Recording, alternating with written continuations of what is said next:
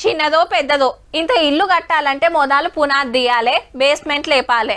ఆ టెన్క గోడలు, స్లాబు, కిటికీలు, తలుపులు, ఫ్లోరింగు, ప్లాస్టరింగ్ నడుస్తాయి. ఒకవేళ రేపు ఇంకో అంతస్తు పెంచుకోవాలనుకుంటే జర పునాది బందోబస్తు ఉండేటట్టు చూస్తారు. పిల్లర్లు సుతా గట్టిగానే పోస్తారు. కానీ ఓ తాన ఎంత ఇగ్రంగల్లా పనిచేసిండ్రంటే చెప్పుడు కాదు గాని చూడుండ్రి మీరే. ఇగురం గల్లైన పందిరేస్తే కుక్కతోక దాకి కూలిందన్నట్టే ఉన్నది పోన్రి. భద్రాచలంలో ఓ ట్రస్ట్ పేరు మీద 6 అంతరాల బంగ్లా కడతామని బందోబస్తు పిల్లర్లు లేపిండ్రు, స్లాపులు పోసిండ్రు గాని పునాదీశుడే మర్చిండ్రు.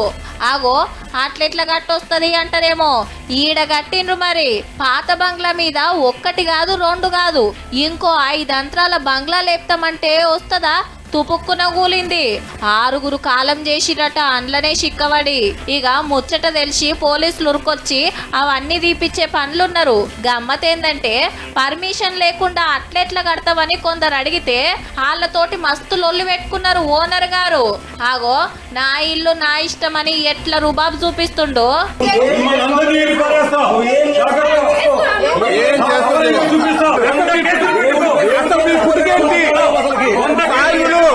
పునాది తీయకుండా గింత పెద్ద బంగ్లా కడుతుంటే ఆఫీసర్లకు అవ్వడకుండా వచ్చినా.